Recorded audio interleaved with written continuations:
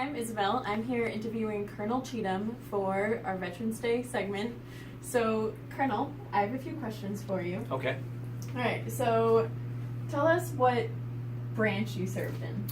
Well, I actually served in two branches of the military, which is kind of unusual, but I enlisted in the Army National Guard right after high school and did that for 10 years in Massachusetts.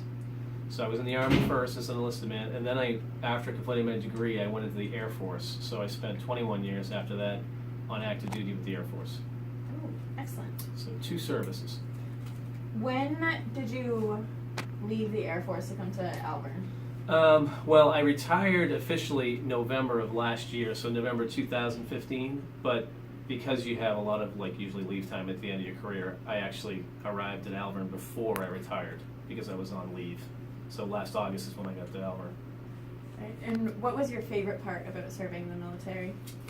I think the best part of serving in the military is there's probably 2 things. It's the mission itself always made me feel good about going to work in the morning knowing that you were doing defense of your nation and defense of your country's values and your families and those things. And so it's not hard to kind of be motivated to do that. But I actually think, looking back on my career, it really was the people I worked with are just some of the greatest people you'd ever want to meet. And I mean, every time I went to a new base and had a new job, I would meet another hundreds of just great people who were so dedicated to what they were doing, and it was so fun to just work with them. It was a real honor to work with all those other people.